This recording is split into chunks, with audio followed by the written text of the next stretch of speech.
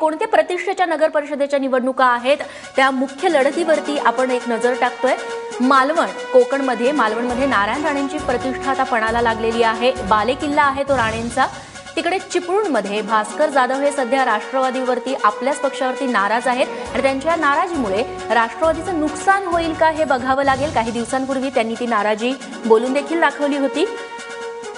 कोकणातल्या रोह्यामध्ये तटकरे विरुद्ध तटकरे असा सामना बघायला मिळणार आहे, तो म्हणजे काका आणि पुतण्यामध्ये। आता याच्यामध्ये काका बाजी मारतात की पुतणा हे आता बघावं लागेल।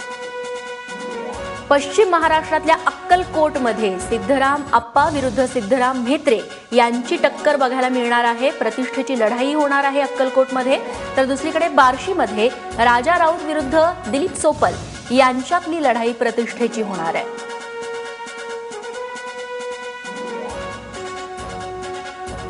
सोबतच तिसरीकडे उत्तर महाराष्ट्रात नांदगाव आणि येवल्यामध्ये भुजबळांची सत्ता कायम राहणार का हे बघावं लागेल, कारण सध्या छगन भुजबळ हे कारागृहात आहेत। तिकडे भुसावळमध्ये खडसेंच्या नाराजीनंतर इथं काय परिणाम होईल ते बघावं लागणार आहे। भाजप इकडे आपला जोर बसू शकेल का, दाखवू शकेल का। तिकडे मराठवाड्यामध्ये परळी हा पंकजा मुंडेंचा बालेकिल्ला। इथे पंकजा विरुद्ध धनंजय मुंडे अशी लढत आहे आणि त्या लढतीकडे सर्वांचंच लक्ष लागलंय।